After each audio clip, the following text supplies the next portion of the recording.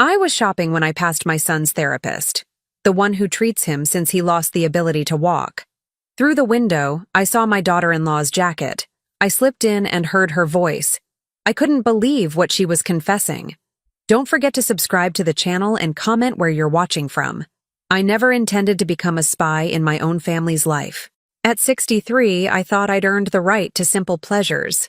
Saturday morning shopping on Main Street, coffee with friends, tending my small garden behind the house we'd lived in for 40 years.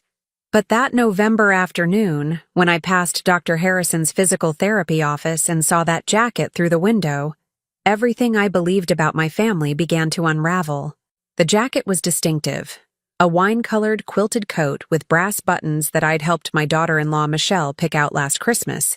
She'd insisted it was too expensive, but I'd seen how her eyes lit up when she tried it on. "For all you do for Tony?" I'd told her, pulling out my credit card before she could protest. Tony, my son, my only child. 6 months ago, a distracted driver ran a red light and changed everything. Tony's injuries were severe. A shattered pelvis, damaged spine, months of surgery and recovery ahead. The doctors said he might walk again, might not. The uncertainty was its own kind of torture. Michelle had been his rock through it all, driving him to appointments, managing his medications, sleeping on a cot beside his hospital bed those first terrible weeks. Or so I thought. I stood on the sidewalk, shopping bags cutting into my palms, staring at that jacket hanging on the coat rack visible through Dr. Harrison's front window. It was 2:15 on a Thursday. Tony's appointment wasn't until 4. I knew because I'd offered to drive him myself, but Michelle had insisted she had it covered. The receptionist's desk was empty, probably on lunch break. The waiting room was quiet, just a few chairs and outdated magazines. I told myself I was being ridiculous. Maybe Michelle had come early to discuss Tony's treatment plan. Maybe she'd forgotten something at a previous appointment. But something pulled me forward. Call it instinct. Call it a mother's intuition. Call it 63 years of learning to trust the whisper that says something isn't right. I pushed open the door as quietly as I could. The small bell above it gave the faintest chime. I froze, but no one appeared. The hallway stretched ahead, 3 doors on each side. The middle door on the left, Dr. Harrison's private office, was slightly ajar, and I heard Michelle's voice. "I can't keep doing this," she was saying. Her voice was strained, emotional in a way I'd rarely heard. "Every day I have to look at her and pretend, 'You're doing remarkably well under the circumstances.'" That was Dr. Harrison. His voice was lower, harder to hear. "Am I? Because I feel like I'm losing my mind." When she looks at me with those trusting eyes, offering to help, bringing over casseroles like that's going to fix anything. My heart hammered. She was talking about me. Had to be. "The guilt is natural," Dr. Harrison said. "But you need to remember why we're doing this. For Tony's future. For yours." Silence. Then Michelle again, quieter now. "What if she finds out? She's not stupid, Marcus. She's going to start asking questions." Marcus. She'd called him Marcus. "Let her ask," Dr. Harrison replied. "We have everything documented. The accident, the injuries, the treatment plan. Even if she suspects something, what can she prove?" I pressed closer to the door, my ear nearly touching the frame. My pulse roared in my ears. "The settlement money," Michelle said. "It comes through next month. Once we have it. Once you have it, you proceed exactly as we discussed. Trust the process. And Tony?" A pause. "Tony will understand eventually. Or he won't. Either way, he'll have no choice." I jerked back from the door, my shopping bags rustling. In that instant, one of the bags slipped from my numb fingers. A jar of pasta sauce tumbled out and rolled across the hardwood floor with a sound like thunder. The voices inside stopped. "Did you hear something?" Michelle asked. I didn't wait. I grabbed my fallen bag and moved as quickly as my aging knees would allow, back through the waiting room, out the front door, across the street to where my car was parked. My hands shook so badly I dropped my keys twice before managing to unlock the door. I sat in the driver's seat, breathing hard, staring at the therapy office across the street. 5 minutes later, Michelle emerged. She wasn't alone. Doctor. Harrison stood in the doorway, his hand resting casually on the small of her back as they spoke. Too familiar. Too intimate. Then she laughed at something he said, a genuine, bright laugh I hadn't heard from her in months, and walked to her car. She never saw me watching. That night, I sat at my kitchen table, the house silent around me. My husband Robert had died 3 years ago. Sudden heart attack, gone before the ambulance arrived. I'd learned to live with the quiet since then, even found a certain peace in it. But tonight, the silence felt suffocating. I pulled out my phone and looked at the family photo I kept as my wallpaper. Tony's wedding day, 5 years ago. He looked so happy, so whole. Michelle in her white dress, radiant. Me between them, bursting with joy at seeing my son find his person. What have you done, Michelle? But I couldn't jump to conclusions. Maybe I'd misunderstood. Maybe there was a perfectly innocent explanation for everything I'd overheard. Even as I thought it, I knew better. I opened my laptop and searched for Dr. Marcus Harrison. His practice website appeared first. Standard professional biography, credentials, patient testimonials. Nothing unusual. I clicked on images, and there it was. A photo from a charity gala 2 years ago. Dr. Harrison with a woman on his arm, both dressed formally. The caption identified her as his wife, Catherine. But when I looked more closely at the date, my stomach dropped. The gala had taken place 3 years after Tony and Michelle's wedding. I zoomed in on the photo. Catherine Harrison bore a striking resemblance to Michelle. Same dark hair, similar build. Even their smiles were alike. I sat back, my mind racing. What was I looking at? An affair? But it was more than that. The conversation I'd overheard wasn't about romance. It was about money, settlement money, and doing something to Tony. I thought about my son, trapped in that wheelchair, trusting his wife completely, depending on her for everything. And she was planning something. Something she and Dr. Harrison had been coordinating. Something that would happen once the settlement money came through. The accident settlement. Tony had been hit by a delivery truck whose driver was texting. The company's insurance was paying out. Michelle had mentioned it would be substantial. Enough to cover all medical expenses and then some. Enough to set them up for life, she'd said, even if Tony never worked again. Once you have it, you proceed exactly as we discussed. I needed proof, real, tangible proof of what they were planning. But I also needed to be smart. If Michelle suspected I knew something, she might accelerate whatever scheme she and Dr. Harrison had concocted. I had to investigate carefully, quietly. The problem was, I had no idea where to start. I was a retired elementary school teacher, not a detective. My most daring act of rebellion in the past decade had been planting tomatoes where Robert had wanted roses. I went to bed that night but didn't sleep. Every time I closed my eyes, I heard Michelle's voice. When she looks at me with those trusting eyes, I'd trusted her completely, welcomed her into our family, loved her like the daughter I'd never had. And somehow, that trust was being used against Tony, against all of us. By dawn, I'd made my decision. I didn't know what Michelle and Dr. Harrison were planning, but I was going to find out.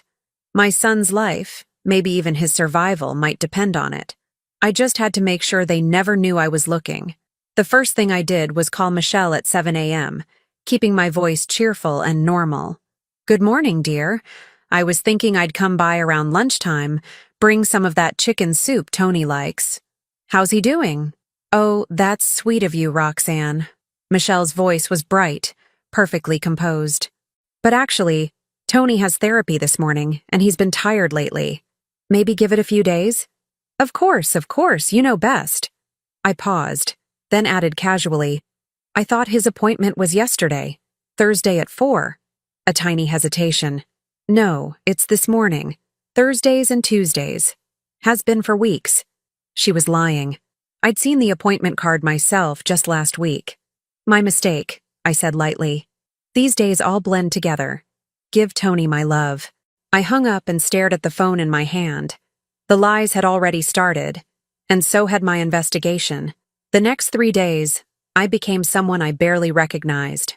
I kept my routine exactly the same. Morning walks, Tuesday book club, volunteering at the library. But underneath the normalcy, I was watching, listening, piecing together a puzzle I didn't yet understand. I started with the simplest thing, Tony's therapy schedule. On Friday morning, I drove to Dr. Harrison's office and parked across the street, far enough away to avoid notice. I felt ridiculous, a 63-year-old woman playing detective in her 10-year-old sedan. But I waited.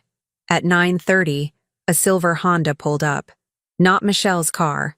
A young man in his 20s got out, retrieved crutches from the back seat and headed inside. 45 minutes later, he emerged.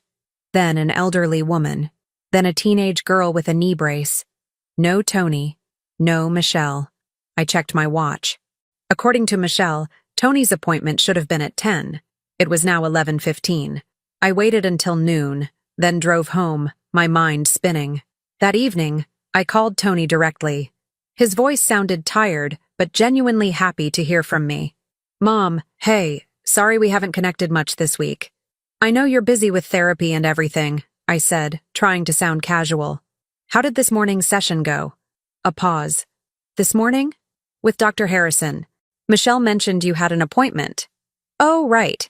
Yeah, it was good. Tough, but good. He's really pushing me." My heart sank.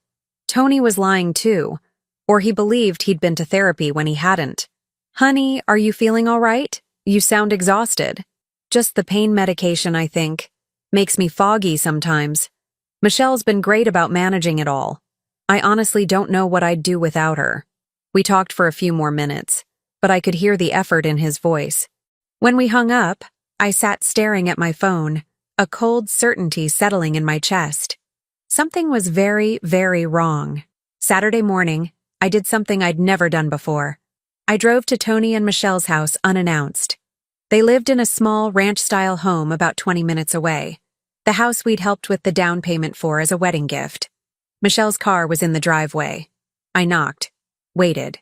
When the door opened, Michelle's expression flickered.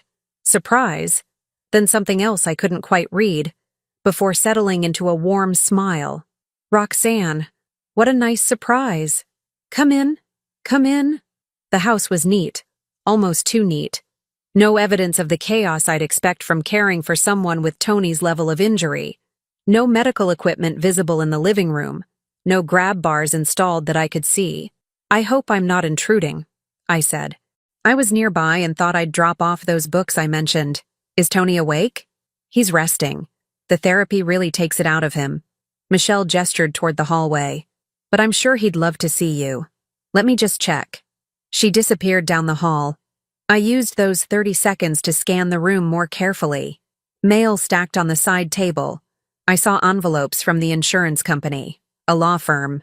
A laptop sat open on the coffee table, the screen dark. Michelle returned, her smile a bit tighter. "He's pretty groggy. Maybe come back tomorrow. He's always more alert in the mornings." "Of course." I held out the books. "Well, these are for whenever he's up to reading."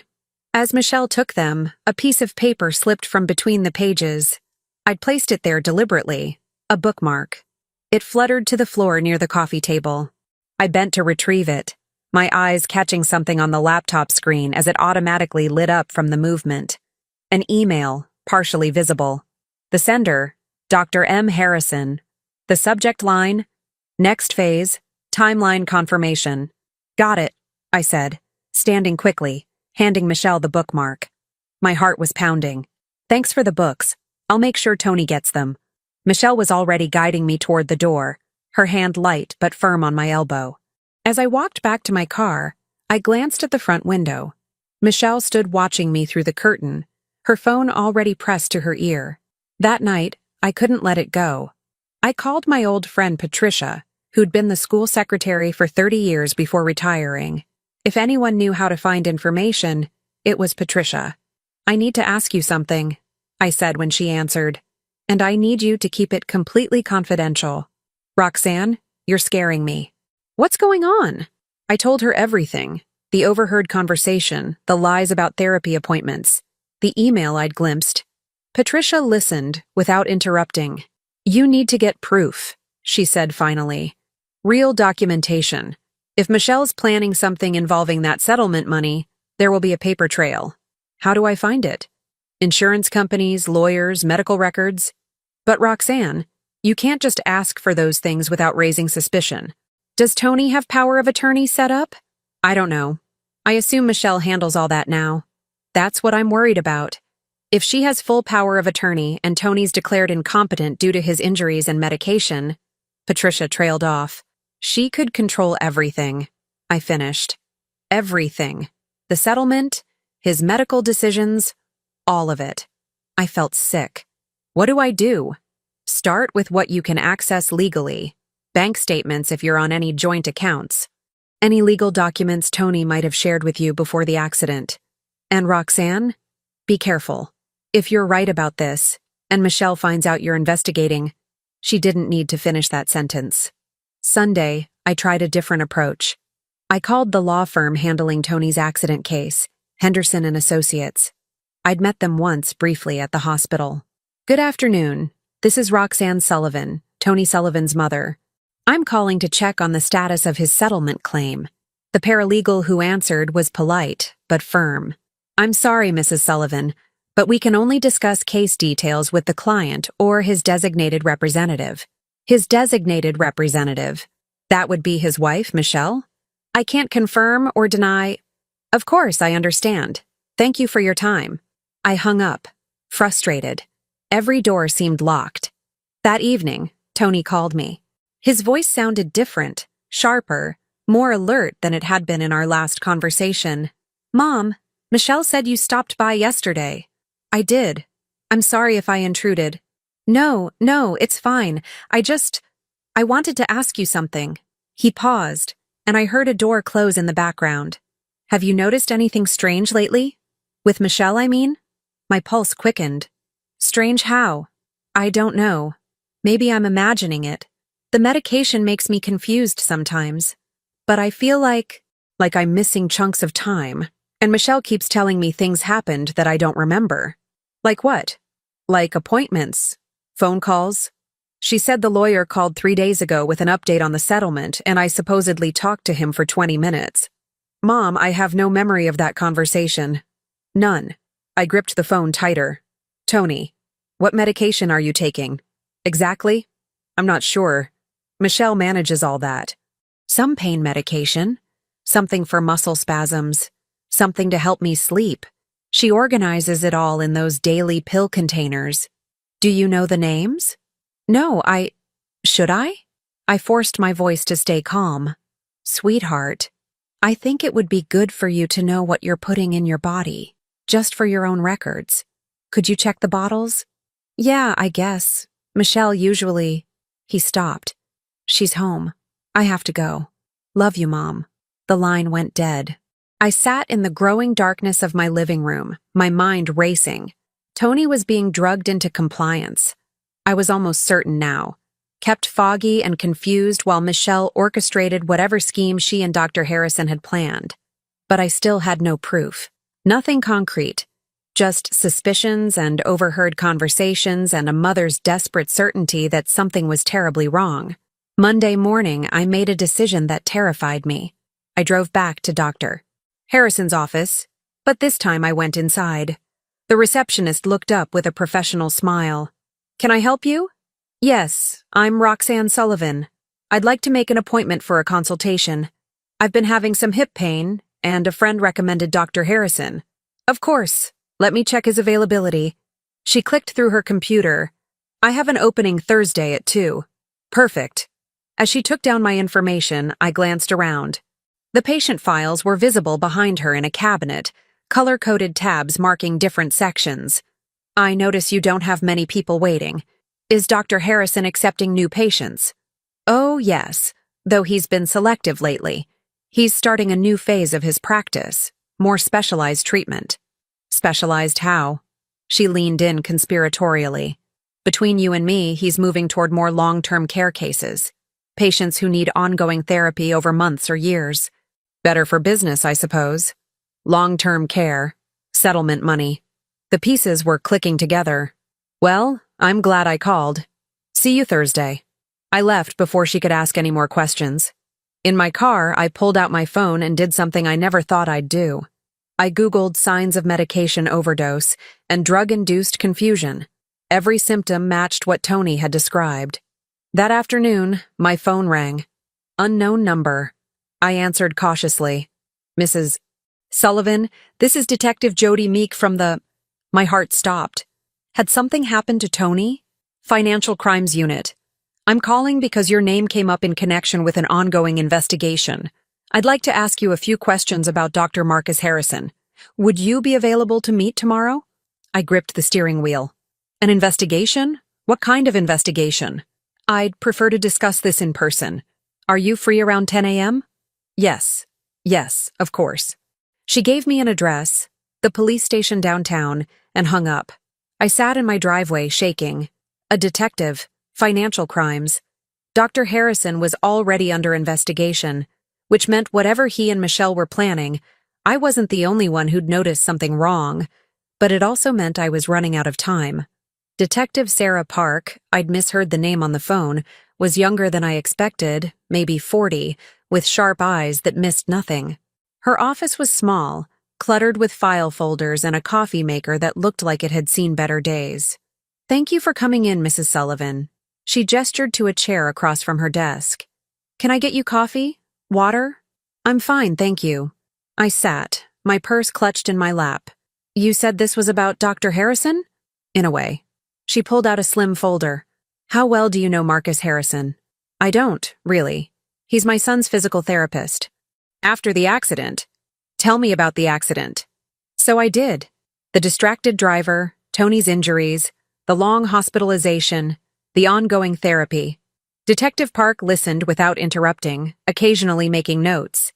And your daughter-in-law, Michelle Sullivan. She's been managing his care? Yes. She's been wonderful. The word felt like ash in my mouth, but I needed to understand what the detective knew before I revealed my own suspicions. Mrs. Sullivan, I'm going to be direct with you. We've been investigating Dr. Harrison for insurance fraud. Multiple patients, multiple claims, a pattern of documented therapy sessions that never actually occurred. My breath caught. Tony's appointments. Possibly. We've identified at least 6 cases where patients believed they were receiving treatment, but clinic records show the sessions happened when Dr. Harrison was documented elsewhere. Yet insurance claims were filed and paid for those sessions. The patients believed they were receiving treatment, I repeated slowly. Even though they weren't? Detective Park's expression was carefully neutral. In several cases, the patients had memory issues, side effects from medication, they were told. Their spouses or caregivers confirmed the appointments happened, managed the transportation, everything. The patients themselves had only vague recollections. I felt cold. And the caregivers? That's where it gets interesting. In 4 of the 6 cases we've identified, the caregivers had personal relationships with Dr. Harrison, a brother-in-law, a former college roommate. In one case, an ex-girlfriend. And Michelle? I could barely get the words out. Detective Park opened the folder and slid a photograph across the desk. It showed Dr. Harrison and Michelle sitting at an outdoor cafe, their heads close together, his hand covering hers on the table. The date stamp was from 8 months ago, 2 months before Tony's accident.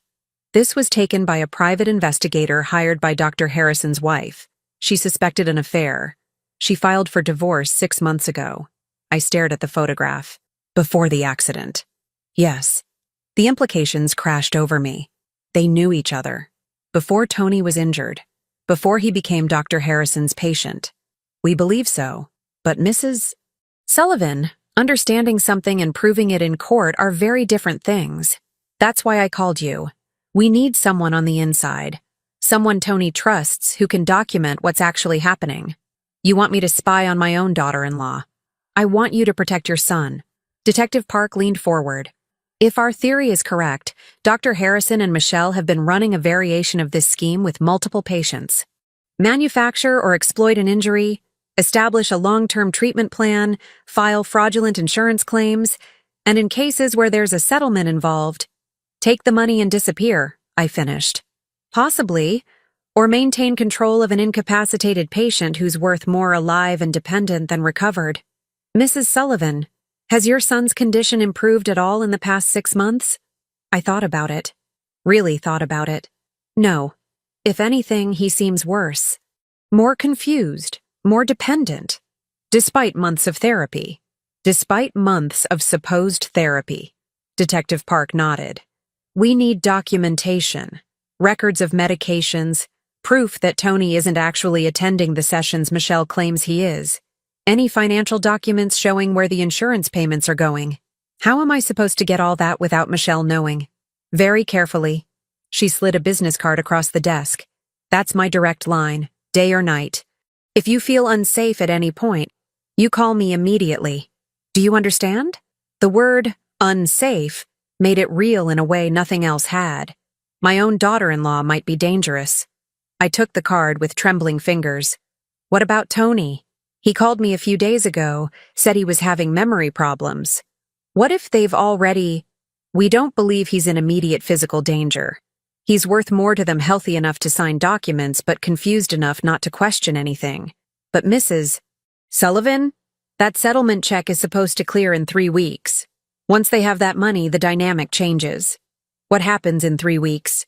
Detective Park's expression was grim. Best case? They disappear and Tony's left in a nursing facility somewhere, wondering what happened. Worst case? She didn't finish the sentence. I stood on shaking legs. I'll get you what you need. That afternoon, I did something I'd been avoiding. I called our family lawyer, James Morella. He'd handled Robert's estate when he died, had known our family for 20 years. Roxanne, good to hear from you. What can I do for you? James, I need to know about power of attorney. If someone has it for a family member, what can they do? That depends on the type. Medical power of attorney covers healthcare decisions. Financial power of attorney covers assets, banking, that sort of thing. Is this about Tony? Hypothetically, if Michelle has both types of power of attorney for Tony, could she... Roxanne, what's going on? I made a quick decision. I need you to find out what legal authority Michelle has over Tony's affairs, discreetly. Can you do that? A pause. That's a strange request. Please, James. I'll explain everything when I can, but right now, I just need to know what she can and can't do legally. Give me a day or two. I'll see what I can find. That evening, I drove to Tony and Michelle's house again. This time, I'd called ahead, bringing dinner, homemade lasagna, Tony's favorite. Michelle couldn't refuse without seeming suspicious. When she opened the door, her smile was strained. Roxanne, you didn't have to go to all this trouble. It's no trouble at all. How's my boy? Having a rough day, actually. Maybe this isn't the best. Mom? Tony's voice came from down the hall. Is that you? Michelle's jaw tightened, but she stepped aside. I walked past her, carrying the lasagna toward the kitchen. Tony was in the living room, wheelchair positioned in front of the television. When he saw me, his face lit up, and my heart broke. He looked terrible, thinner than last week, his skin pale, dark circles under his eyes. Sweetheart. I set down the lasagna and hugged him carefully. He felt fragile, like he might break. I'm so glad you're here, he whispered. Mom, I need to talk to you about... Tony, your medication. Michelle appeared with a glass of water and a handful of pills. It's time. I just took pills an hour ago. That was a different prescription. These are for the muscle spasms, remember? Tony looked confused. I don't remember taking anything earlier. You did. Right after your nap. Michelle's voice was patient, but I caught the edge beneath it. Come on. Take these so we can eat Roxanne's wonderful dinner. I watched as Tony obediently swallowed the pills. How many times a day was this happening? How many pills was he actually taking? Michelle, could you help me set the table? I said brightly. I brought garlic bread too. It's in the car. Of course. She followed me to the kitchen, and I saw her glance back at Tony, assessing. In the kitchen, I kept my voice light. He seems more tired than last time I saw him. The therapy is intense. Dr. Harrison is really pushing him to make progress. That's wonderful. When's his next appointment? Maybe I could drive him, give you a break. Oh, that's sweet, but I have it handled. Thursday morning. Same time as always? The briefest hesitation. Yes, 10 o'clock. I smiled. You're such a devoted wife. Tony's lucky to have you. While Michelle set the table, I excused myself to use the bathroom. Instead, I slipped into the bedroom. Their bedroom. My heart pounded as I quickly scanned the room. On the nightstand, a plastic organizer with days of the week labeled, each compartment filled with pills. I snapped a quick photo with my phone. On the dresser, papers, stacked and waiting for filing. I rifled through them quickly. Medical bills, insurance statements, and then a bank statement. Not Tony and Michelle's joint account. A different bank. An account in Michelle's name only. I photographed the account number and the balance. $47,000. Roxanne, did you get lost? Michelle's voice came from the hallway. I shoved the papers back, my hands shaking. Coming. Just freshening up. At dinner, I watched Michelle carefully portion Tony's food, cutting everything small, treating him like a child. I watched her steer every conversation away from topics that might require Tony to remember specific details. I watched her refill his water glass 4 times, each time adding a powder she claimed was an electrolyte supplement. And I watched Tony grow increasingly drowsy as the meal progressed, his words slurring, his eyes struggling to focus. I think I need to lie down, he finally said. Of course, honey. Michelle was already standing. Let me help you. Mom, don't go yet. Tony reached for my hand. Stay, please. I'll stay right here. You rest and I'll clean up. Michelle wheeled him toward the bedroom. At the doorway, she looked back at me, and for just a second, the mask slipped. What I saw wasn't warmth or gratitude. It was cold calculation. When she returned 10 minutes later, I was washing dishes, playing the helpful mother-in-law. He's out cold, Michelle said. The pain medication really knocks him out. Poor thing. Michelle, can I ask you something? Sure. The settlement check. When does it arrive? Her shoulders tensed slightly. Soon. A few weeks, the lawyer said. That must be such a relief. All those medical bills. It is.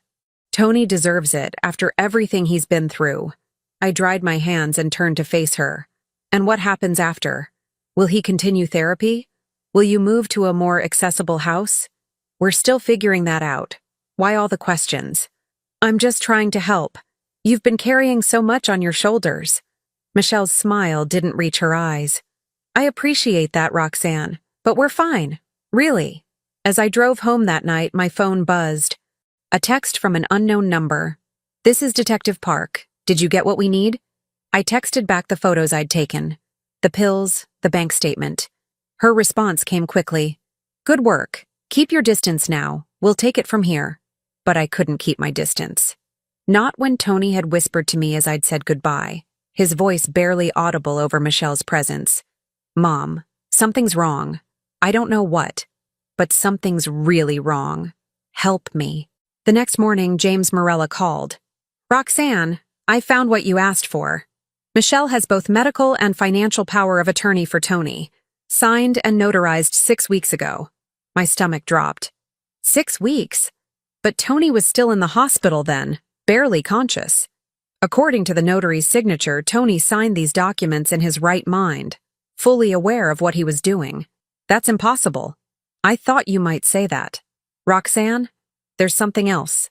The lawyer handling Tony's settlement case? He's filed paperwork to have the check deposited directly into an account accessible only by the power of attorney holder, meaning Michelle. Can he do that? If the power of attorney is legitimate and Tony is deemed unable to manage his own affairs, yes. What if the power of attorney was obtained fraudulently? A long pause. Then we'd need to prove it, and fast. Because Roxanne, according to the court filings I accessed, that settlement check clears in 17 days. I hung up and immediately called Detective Park. We have a problem, I said. Michelle has power of attorney, and the settlement money goes directly to her. We're running out of time. I know. We got the warrant approved this morning. We're moving in tomorrow to search Dr. Harrison's office and records. Tomorrow might be too late. Mrs. Sullivan, Roxanne, I need you to trust the process. Do not do anything to spook them. If Michelle suspects we're investigating, she could move up her timeline or disappear entirely. But that night, my phone rang at 11 p.m. It was Tony. His voice panicked and slurred. Mom, I can't find Michelle. I woke up and she's gone. All her clothes are gone.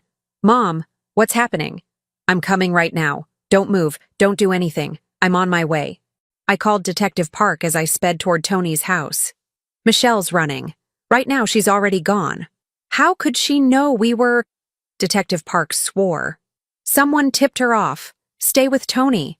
I'm sending units to the house and putting out an alert for Michelle. When I arrived, Tony was in his wheelchair in the living room, looking lost and terrified. I searched the house quickly. Michelle had taken her clothes, her laptop, and from what I could tell, every document related to Tony's medical care and the settlement. She's been lying to me, hasn't she? Tony's voice was broken. All this time, I knelt beside his wheelchair and took his hands. Yes, sweetheart, but we're going to fix this. I promise you, we're going to fix this. But even as I said it, I knew the worst was yet to come, because 17 days from now, a check for $2. $3 million would clear into an account controlled by a woman who just vanished into the night.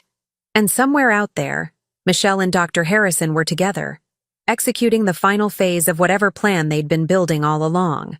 The police arrived within 15 minutes. 2 uniformed officers followed by Detective Park, who looked furious and exhausted.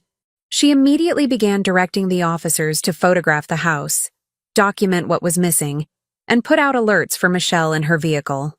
I stayed with Tony, who seemed to be cycling through shock, confusion, and a desperate need to understand what had happened. How long? He asked me for the 3rd time. How long has this been going on? I don't know, sweetheart, but we're going to find out. Detective Park pulled up a chair across from us. Tony, I need to ask you some questions. Are you feeling clear-headed enough to talk? I don't know what I'm feeling. He rubbed his face with both hands. I keep thinking I should have seen it, but I can't remember half of what's happened these past few months. It's all foggy. That's because you've been systematically drugged, Detective Park said bluntly. We'll need to get you to a hospital, run a full toxicology panel. Whatever medications Michelle was giving you, they weren't what she claimed. Drugged, Tony repeated, like he was trying to understand the word. I squeezed his hand. We're going to get you help. Detective Park's phone buzzed. She glanced at it, then stood abruptly.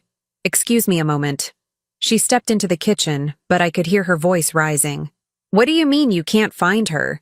She left less than 2 hours ago. Checked traffic cameras, credit cards, everything. When she returned, her expression was grim. Michelle's car was found abandoned at a shopping center parking lot about 10 miles from here. She switched vehicles. We're checking security footage now. She planned this, I said. She knew you were investigating. Someone warned her. Someone with access to information about our case. Detective Park looked at Tony. The lawyer handling your settlement, Henderson and Associates. Did Michelle have a lot of contact with them? I guess. She handled all that. I was supposed to sign some final papers this week, but Michelle said we could do it later, after I was feeling stronger. Tony's eyes widened. The papers? She wanted me to sign papers. What was I signing? We need to find out. Now. Detective Park was already on her phone. Get me a judge. I need an emergency order to freeze all accounts associated with the Sullivan settlement case. Yes, I know what time it is. This is urgent. Over the next hour, the house filled with activity. A paramedic arrived to check Tony's vital signs and draw blood for testing. A forensic accountant joined us, spreading papers across the dining room table. And James Morella showed up after I called him, despite the late hour. Good grief, Roxanne, he said when he saw the chaos. What have you gotten into? We're trying to prevent my son from being robbed of his settlement and possibly his life. James's eyebrows shot up, but he immediately shifted into lawyer mode. What do you need? By 2 a.m, we had a clearer picture, and it was worse than I'd imagined. The forensic accountant, a sharp-eyed woman named Dr. Rice, laid it out for us. Michelle opened 3 separate accounts over the past 6 months. The one Roxanne photographed has $47,000. That appears to be from fraudulent insurance claims filed for therapy sessions that never happened. But there's more. She pulled up bank statements on her laptop. 2 weeks ago, Michelle took out a $200,000 loan using this house as collateral. She used the power of attorney to do it without Tony's knowledge. She mortgaged our house? Tony looked stricken. But we'd almost paid it off. Not anymore, Dr. Rice said. The money from that loan was wired to an offshore account. We're trying to trace it now, but these things are set up to be difficult to follow. And the settlement check? James asked. That's the real prize. $3 million, set to be deposited directly into an account that Michelle controls. Once that money hits, she can transfer it anywhere in the world in a matter of hours. Detective Park leaned against the wall, arms crossed. So we freeze the accounts, get a court order to stop the settlement deposit, invalidate the power of attorney. It's not that simple, James interrupted. The power of attorney was legally notarized. Unless we can prove Tony was mentally incompetent when he signed it. I was, Tony said. I don't even remember signing it. Then we need the notary to testify that you weren't in your right mind. And we need the medical records showing what medications you were actually taking, which Michelle has apparently taken with her. Dr. Harrison will have copies, I said. Dr. Harrison is in the wind too, Detective Park informed us. We went to execute the search warrant at his office an hour ago. Cleaned out. His receptionist showed up for work this morning and found the file cabinets empty. The computer hard drives missing. He'd been there sometime during the night. The room fell silent. They've been planning this for a long time, I said quietly. This wasn't opportunistic. This was calculated, methodical. Which means they'll have contingency plans, Detective Park agreed. Michelle knew we were getting close. Someone tipped her off and she activated her exit strategy. The question is, what else did she activate? Her phone rang. She answered, listened, and her face went pale. When? How much? A pause. Track it. Now. She hung up and looked at Tony. I'm sorry to tell you this, but 15 minutes ago, someone accessed your joint checking account and transferred out the entire balance, $32,000. That's impossible, Tony said. I have my debit card right here. She had online access, and apparently a lot of your personal information. Detective Park's jaw was tight. She's burning everything, taking whatever she can get her hands on before we freeze her out completely. James was already typing on his phone. I'm filing an emergency motion first thing in the morning. But Tony, you need to understand. Even if we stop the settlement money from going to Michelle, if that power of attorney is deemed valid, the court might put the funds in a trust until this is sorted out. That could take months, maybe years. I don't care about the money, Tony said, his voice breaking. I just want to understand why. We were happy. I loved her. Why would she do this to me? No one had an answer for that. At 3 a.m., Detective Park sent everyone home except the officer stationed outside the house. I refused to leave Tony alone, so I settled into the guest room after helping him to bed. But I couldn't sleep. I lay in the darkness, my mind racing through everything we knew, everything we'd discovered. Michelle and Dr. Harrison had known each other before the accident. They'd been planning this. But how long? And was the accident itself? No, that was too dark a thought. Even Michelle couldn't have arranged for a delivery truck to hit her own husband. Could she? At 6 a.m., I gave up on sleep and made coffee. Tony wheeled himself into the kitchen 20 minutes later, looking as exhausted as I felt. Did you sleep at all? I asked. Not really. Mom, I've been thinking. The accident. I've been trying to remember the details. Tony, you don't have to. I need to. Because there's something that's been bothering me. He accepted the coffee I handed him. That day, I was supposed to meet Michelle for lunch. Downtown at that Italian place we liked. But at the last minute, she called and asked me to pick her up from Dr. Harrison's office instead. My hand stilled on my coffee cup. Michelle asked you to go there? Yeah. She said her car was making a weird noise and she didn't want to drive it. She asked me to get her and we'd take my car to the restaurant. He stared into his coffee. The accident happened 2 blocks from Dr. Harrison's office. That delivery truck ran the red light right as I was turning. Tony, are you saying... I'm saying Michelle sent me to that exact location at that exact time. And she wasn't there. When I woke up in the hospital, she said she'd still been inside the office waiting. She came to the hospital as soon as she heard. We looked at each other, the horrifying possibility hanging between us. We need to tell Detective Park, I said. But before I could reach for my phone, the doorbell rang.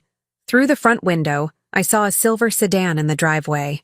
A woman in an expensive suit stood on the porch, holding a briefcase. I opened the door cautiously. Yes? Mrs. Roxanne Sullivan? Her smile was professional, polished. My name is Victoria Brennan. I'm an attorney representing Michelle Sullivan. May I come in? Absolutely not. I understand you're upset, but I have documents that need to be signed. Time-sensitive documents regarding the settlement and Tony's ongoing care. Tony isn't signing anything without his own lawyer present. Victoria's smile never wavered. I'm afraid that's not possible. You see, Mrs. Sullivan, Michelle holds power of attorney. She's authorized to make all legal and medical decisions on Tony's behalf. These documents simply formalize the transfer of the settlement funds to the appropriate medical trust that's been established for Tony's long-term care. That's a lie. Tony appeared behind me in his wheelchair. I never authorized a medical trust. Mr. Sullivan, I understand you're confused. Your wife has been very concerned about your memory issues and cognitive impairment. In fact, she's filed paperwork to have you declared legally incompetent due to traumatic brain injury sustained in the accident. What? Tony and I said simultaneously. Victoria pulled papers from her briefcase. This is a psychiatric evaluation conducted by Dr. Harrison declaring Tony Sullivan unable to manage his own affairs or make competent legal decisions. It's been filed with the court as of yesterday afternoon. That's fraud, I said. Dr. Harrison is under investigation. Dr. Harrison is a licensed physician with an impeccable record. His medical opinion carries significant weight. And Mrs. Sullivan, I need to inform you that Michelle is also filing a restraining order against you. Against me? She believes you've been interfering in her marriage, causing undue stress, and attempting to manipulate Tony against her. The restraining order requires you to stay at least 500 feet away from Tony at all times. That's insane! The order has been approved by Judge Matthews. It goes into effect immediately. You need to leave this house now, Mrs. Sullivan, or I'll be forced to call the police. I looked at Tony, saw the panic in his eyes. I'm not leaving my son. Then you'll be arrested. Victoria pulled out her phone. Your choice. Wait. Detective Park's voice came from behind Victoria. She'd apparently been approaching the house when we opened the door. I don't think so, Ms. Brennan. Roxanne Sullivan is a material witness in an active criminal investigation. She's also staying in this house at the request of the police department to ensure Tony Sullivan's safety. Victoria's expression flickered with annoyance. Detective, how convenient. Isn't it? And that restraining order? I'm going to have that thrown out by noon. Judge Matthews is a friend of my father's, and he's going to be very interested to hear that he signed an order based on fraudulent psychiatric testimony. You can't prove... I can prove a lot of things, including that you, Ms. Brennan, received a wire transfer of $50,000 from an offshore account 2 days ago. The same account Michelle Sullivan has been funneling money into. So not only are you complicit in this fraud, you're an active participant. Victoria's face went white. I don't know what you're talking about. Then you won't mind coming down to the station to answer some questions. In fact, I insist. Detective Park pulled out handcuffs. Victoria Brennan, you're under arrest for conspiracy to commit fraud and money laundering. As Detective Park read Victoria her rights and led her to the police car, I put my arm around Tony's shoulders. It's getting worse, isn't it? He said quietly. It's getting resolved, I corrected. One piece at a time. They're desperate, making mistakes. That's good for us. But even as I said it, I knew we were approaching the real crisis point. Michelle and Dr. Harrison had spent months building their scheme. They weren't going to let it fall apart without a fight. And somewhere out there, they were planning their next move. My phone buzzed with a text from an unknown number. Tell Tony I'm sorry it had to be this way, but the money's mine, and he'll never see a penny. You should have minded your own business, Roxanne. I deleted it immediately, hoping Tony hadn't seen. But the message was clear. Michelle knew we were coming after her, and she was ready for war. The next 72 hours were a blur of legal motions, police interviews, and medical evaluations. Tony was admitted to the hospital for a full toxicology screening, which revealed a cocktail of drugs in his system: benzodiazepines, opioids far stronger than necessary for his pain levels, and something called zolpidem that the doctor said was typically used for severe insomnia. These combinations would absolutely cause memory loss, confusion, and cognitive impairment, Dr. Martinez told us, reviewing the results. The levels in his system suggest he's been taking these medications consistently for months. But the good news is, with time and proper treatment, the effects should be reversible. How long? Tony asked. To clear your system completely? A few weeks? To regain full mental clarity? Maybe a month or two? But you'll start feeling better almost immediately once we get you on the right medications. It was the first good news we'd had. James worked around the clock to file motions invalidating the power of attorney, freezing Michelle's accounts, and blocking the settlement transfer. Detective Park coordinated with federal agencies since the money trail crossed state lines and international borders. But Michelle stayed one step ahead. On the fourth day, James called with devastating news. She's filed for divorce, and she's claiming she's entitled to half of everything, including the settlement. But the settlement is for Tony's medical expenses, I protested. In the state where they married and currently reside, assets acquired during the marriage are considered joint property. Unless we can prove the settlement is specifically designated for medical care and not general compensation, she has a legal claim. So after everything she's done, the fraud, the drugging, the theft, she could still walk away with over $1 million? If we can't prove criminal intent before the settlement clears, yes. The divorce court operates separately from the criminal investigation. She's playing both sides. That night, I sat with Tony in his hospital room. He was looking better already, more alert, more present. But the emotional wounds were deeper than the physical ones. I trusted her completely, he said, staring at the ceiling. Every pill she gave me, every appointment she drove me to, every decision she made, I trusted her. How could I have been so blind? She was good at deception. That's not a reflection on you. But you figured it out. You saw through her. Only because I overheard something I wasn't supposed to. And even then, I second-guessed myself for days. I took his hand. You loved her, Tony. You're supposed to trust the person you love. I don't think I'll ever trust anyone again. Yes, you will. It'll take time, but you will. Because the alternative is letting them win. My phone buzzed. A text from Detective Park. Need you both at the station tomorrow. 10 a.m., major development. The next morning, we gathered in a conference room at the police station. Tony in his wheelchair but looking stronger. James, Detective Park, and two people I didn't recognize. A man in his 50s with graying hair and a younger woman with red-rimmed eyes. Roxanne, Tony, this is Thomas Bradford and his daughter, Lauren, Detective Park said. They've come forward with information about Dr. Harrison and Michelle. Thomas cleared his throat.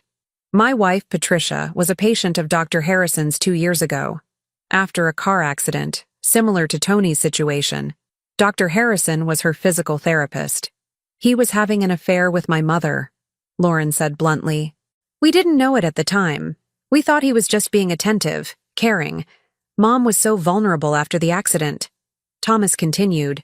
Patricia had a settlement case too. Not as large as yours, Tony, but substantial. $300,000. She signed power of attorney over to me during her recovery. But somehow, Dr. Harrison convinced her to revoke it and give it to him instead. Said it was for a specialized treatment program. The money disappeared within a week of the settlement clearing, Lauren said. Dr. Harrison claimed it went to medical expenses, but we could never get proper documentation. Mom was so confused all the time. Couldn't remember what she'd agreed to. Where is Patricia now? I asked gently. Thomas's face crumpled. She died 6 months after the settlement. Overdose. The medical examiner ruled it accidental, said she'd been taking too many pain medications, got confused. But she was getting better before the money came through. After it was gone, she deteriorated rapidly. The room was silent. We couldn't prove anything, Lauren said, tears streaming down her face. We tried. We filed complaints, talked to lawyers, went to the police, but Harrison covered his tracks too well. And then he just moved to a different city and set up a new practice. Here, Detective Park said. He moved here. And 6 months later, Michelle walked into his office as a new patient, claiming back pain. Before she even met Tony? I asked. Before she met Tony. We pulled phone records. Michelle and Harrison had been in contact for 8 months before she was introduced to Tony at that charity fundraiser where they supposedly met. Tony's face went ashen. She targeted me. From the beginning. We believe so, Detective Park said. You were a successful software engineer, good income, owned property. You were exactly the kind of mark they look for. But the accident, we're still investigating that. The truck driver who hit you had a clean record, passed all toxicology screens. It appears to have been genuinely accidental, but Michelle took advantage of it.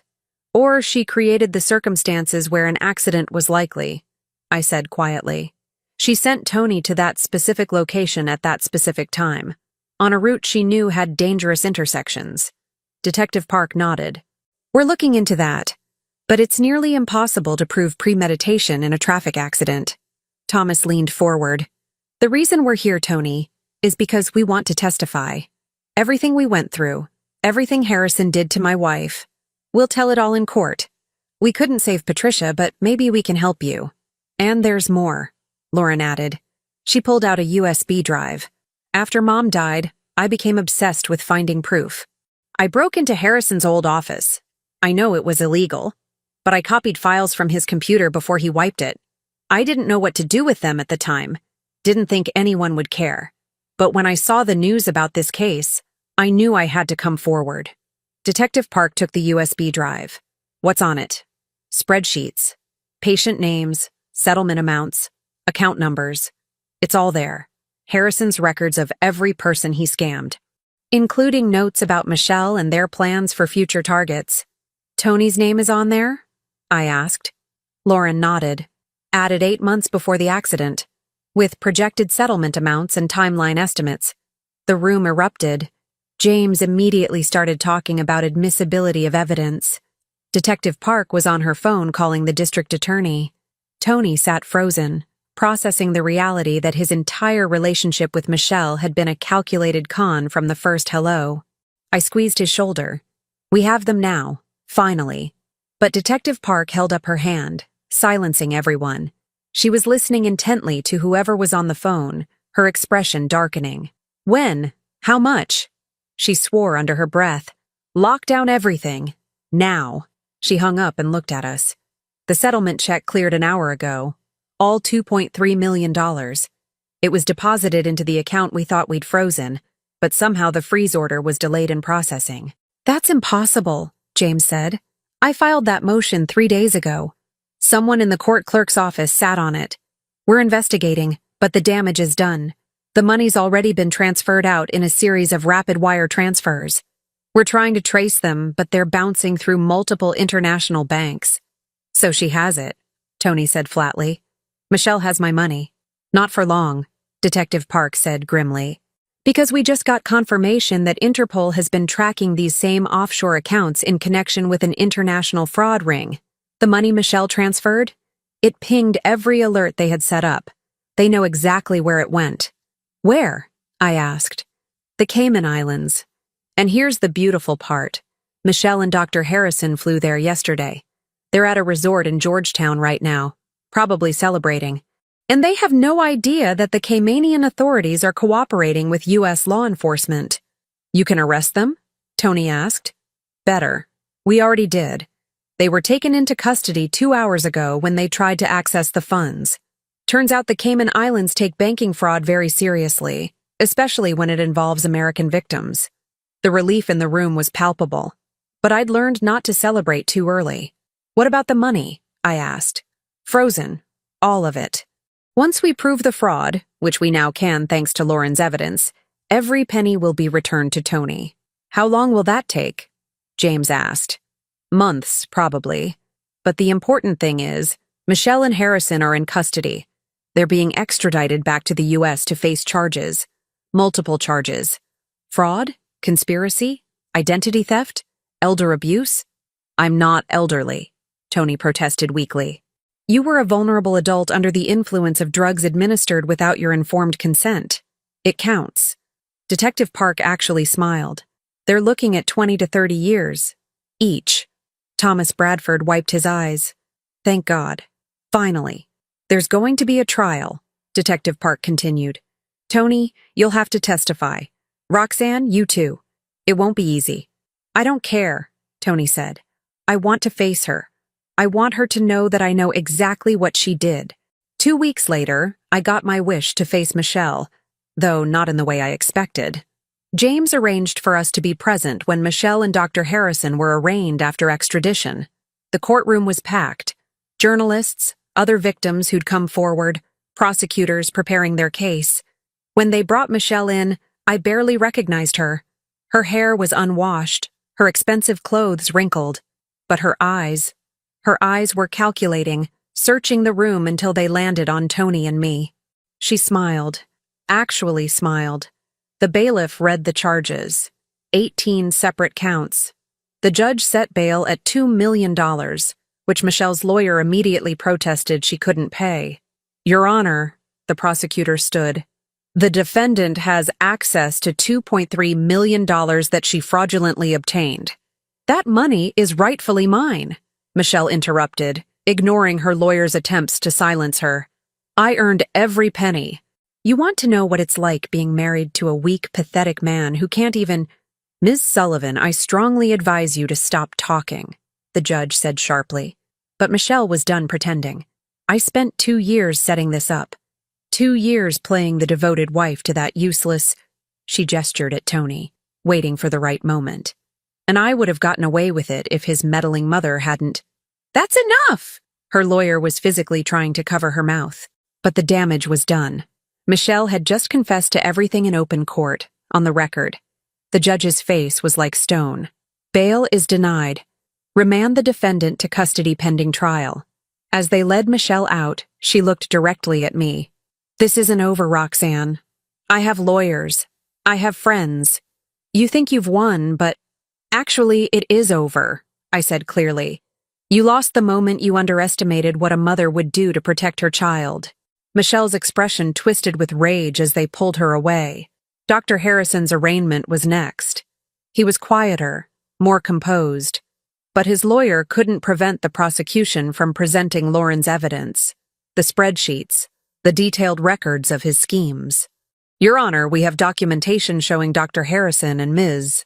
Sullivan engaged in a pattern of fraud spanning 6 years, involving at least 12 victims across 4 states, totaling over $4 million in stolen funds. The judge set Harrison's bail at $5 million. He couldn't pay it either. Outside the courthouse, reporters swarmed us. Tony handled them with more grace than I expected. I want other victims to know they're not alone, he said into the cameras. And I want to thank my mother, who never stopped fighting for me even when I didn't know I needed fighting for. That night, back at his house, truly his house now, with all the locks changed and the mortgage situation being sorted out, Tony and I sat in his living room. How are you really doing? I asked. I don't know yet. Ask me in a year.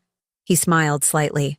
But Mom, thank you for not giving up, for trusting your instincts when everyone else would have thought you were being a paranoid, interfering mother-in-law.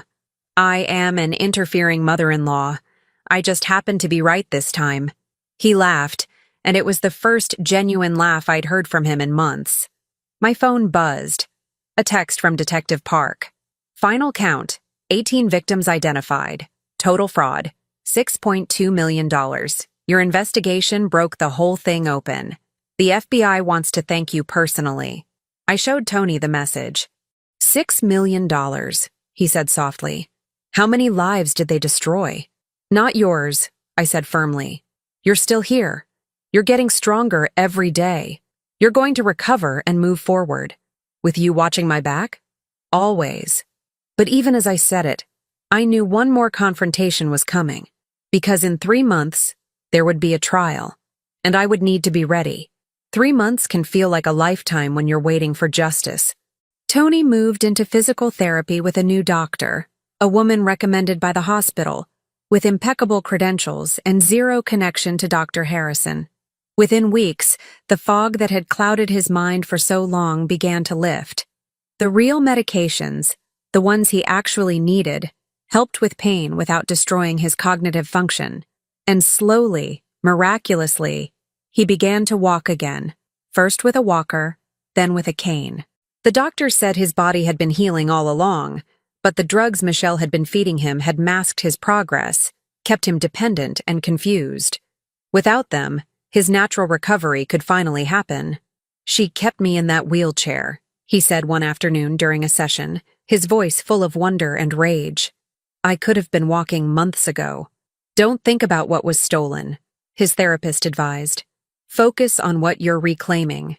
Good advice. Hard to follow. The trial began on a cold morning in February.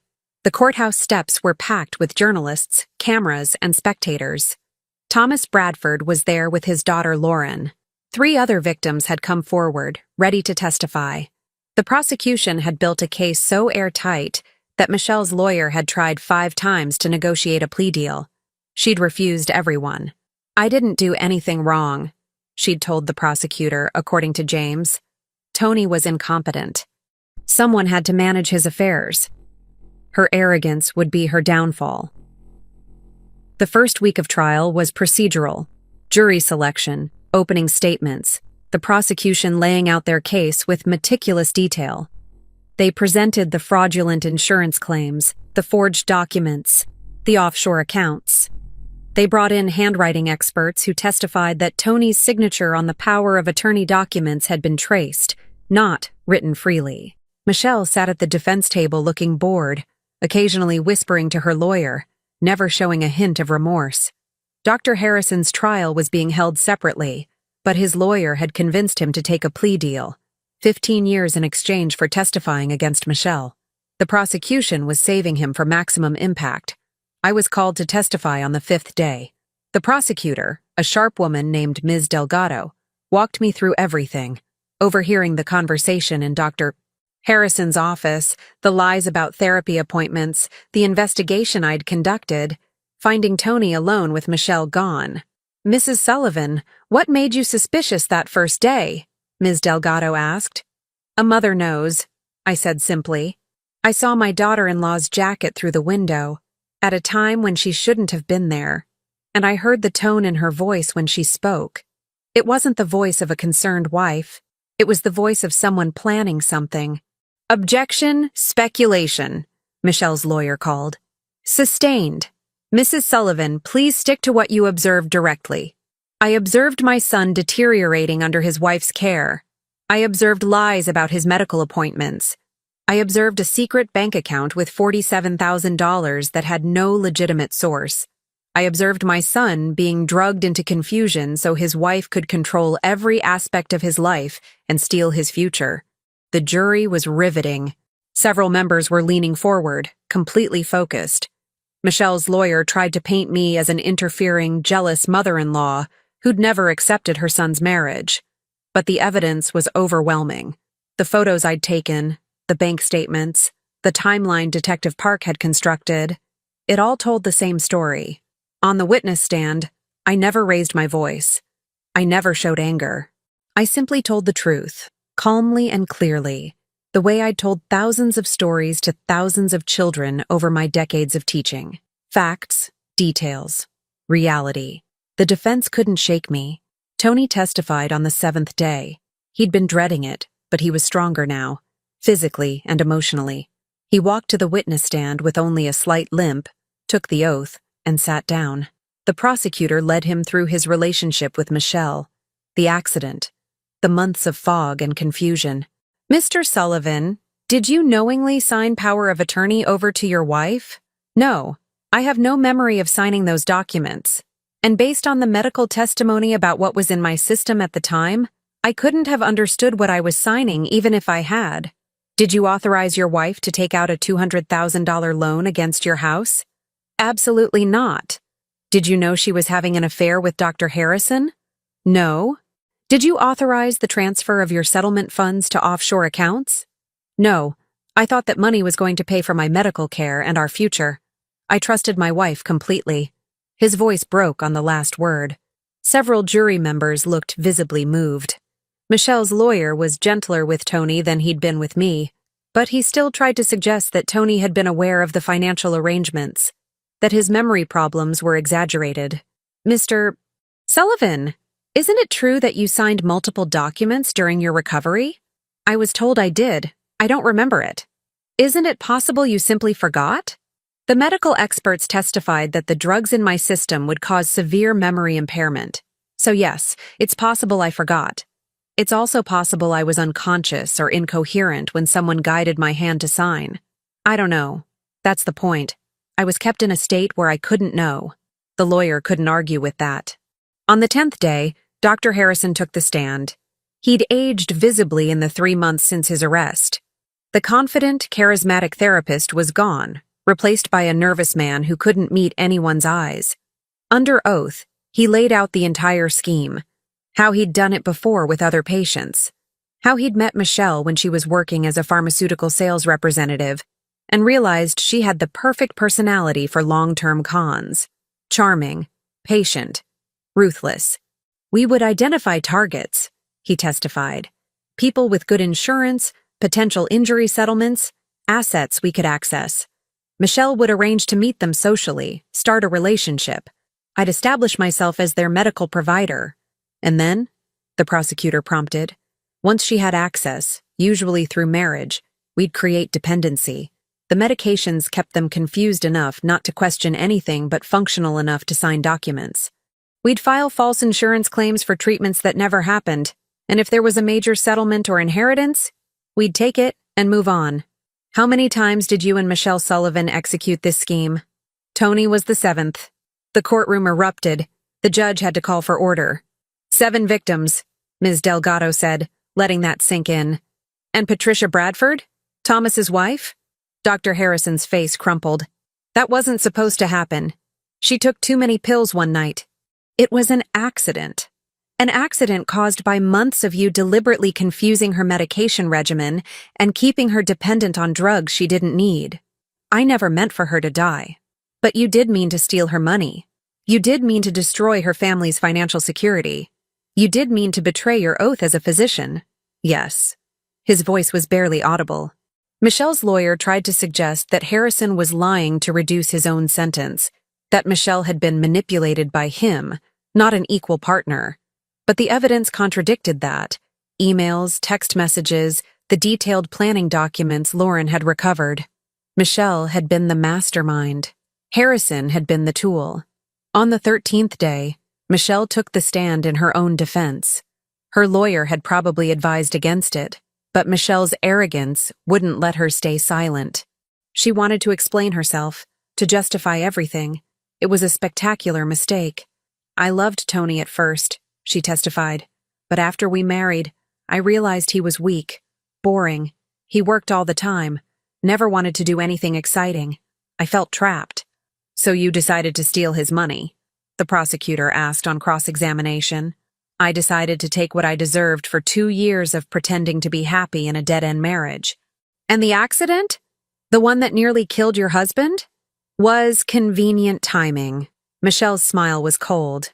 I didn't cause it, but I certainly took advantage of it. You kept him drugged and confused for 6 months. I kept him manageable. If he'd been clear-headed, he would have interfered with the financial arrangements. You mean he would have stopped you from stealing his money? I earned that money. Do you know how exhausting it is to play the devoted wife? To pretend to care about someone's boring physical therapy stories? To act grateful for his mother's casseroles? She shot a venomous look at me in the gallery. I deserved compensation for that performance. The prosecutor paused, letting Michelle's words hang in the air. Ms. Sullivan, do you feel any remorse for what you did to Tony? Remorse? Michelle laughed. He's fine. He's walking again. His mother saved him. Everything worked out. He should be thanking me for making his life interesting. The jury's expressions were unanimous disgust. The prosecutor had one more question. If you'd gotten away with it, if Roxanne Sullivan hadn't overheard your conversation that day, what would you have done next? Michelle shrugged. Marcus and I had already identified the next target. A widower in Colorado, just inherited $3 million from his parents. We would have been engaged by summer. She said it so casually, like she was discussing vacation plans. Her lawyer looked like he wanted to disappear. The jury deliberated for 3 hours. Guilty on all 18 counts. Michelle showed no emotion when the verdict was read. She simply stood there, stone-faced, as the judge scheduled sentencing for 2 weeks later. Dr. Harrison, who'd testified against her, would get his 15 years. Michelle, who'd shown no remorse and demonstrated clear intent to continue her criminal activities, faced a much harsher sentence. At sentencing, the judge allowed victim impact statements. Thomas Bradford went first, describing how his wife's death had destroyed their family, how his daughter still had nightmares, how they'd lost their home trying to fight Harrison legally. 3 other victims spoke, people I'd never met who'd been bankrupted, traumatized, left with nothing. Then Tony wheeled himself forward. He'd chosen to use the wheelchair today, a visual reminder of what Michelle had done. "You didn't just steal my money," he said, looking directly at Michelle. "You stole 6 months of my life. You kept me imprisoned in confusion and dependency. You made me doubt my own mind. You destroyed my ability to trust anyone." He paused, and his voice grew stronger. "But you didn't win. Because my mother loved me enough to see through you. Because I had people who fought for me. Because justice, however slow, still exists.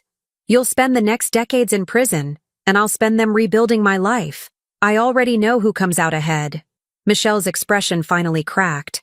For just a moment, I saw rage and something else. Maybe the first hint of understanding that she'd lost everything. The judge sentenced her to 32 years in federal prison, no possibility of parole for 20.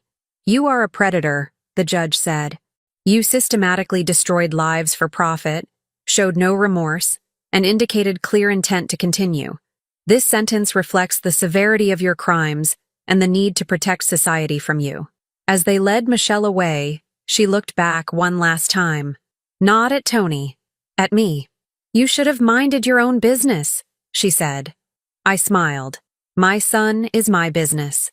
3 months after the trial, Tony sold the house. "Too many bad memories," he said. He found a small condo closer to my place, something manageable, with no history. The settlement money, all of it, was returned. Tony used it to pay off every debt, set up a trust for his continued medical care, and donate a substantial amount to organizations supporting fraud victims. "I don't want money that came from so much pain," he explained. "I want a clean start." He went back to work part-time, gradually rebuilding his career. His limp faded to almost nothing. His smile came back. And I learned something important. Trust your instincts. When something feels wrong, investigate. When someone you love is in danger, fight. Age isn't a limitation. It's an advantage. 63 years of living, of observing people, of understanding patterns, that's a powerful tool. One evening, Tony came over for dinner. I'd made pot roast, his favorite. We sat at my old kitchen table, the one Robert and I had bought when Tony was a baby, and talked about everything and nothing. "Mom," he said as he was leaving, "I've been thinking. I want to work with fraud victims. Use what happened to me to help others." "That's a wonderful idea. Would you help? You're the one who figured everything out. You could teach people what to look for, how to protect themselves." I thought about it. Retirement had been quiet, peaceful. This would be complicated, potentially painful, but it would matter.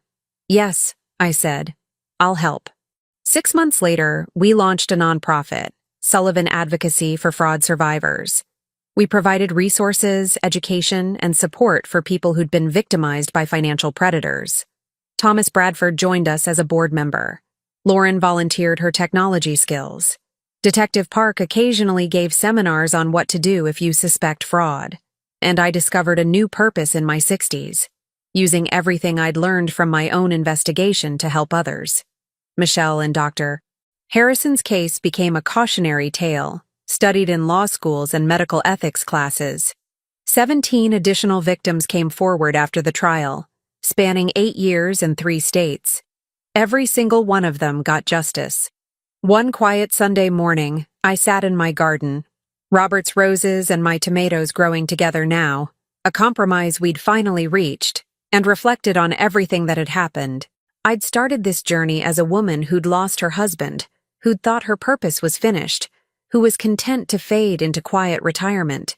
I'd ended it as someone who'd saved her son's life, brought down a criminal enterprise, and found new meaning in helping others. The truth is simple. Wisdom matters. Experience matters. A mother's love matters. And sometimes, the most dangerous thing a criminal can face isn't a police force or a prosecutor. It's a 63-year-old woman who refuses to look away when something's wrong. I smiled, took a sip of my tea, and opened my laptop. 3 new emails from people seeking help with suspected fraud cases. My work wasn't done, and I wouldn't have it any other way. Now tell me, what would you have done if you were in my place? Let me know in the comments. Thank you for watching, and don't forget to check out the video on your screen right now. I'm sure it will surprise you.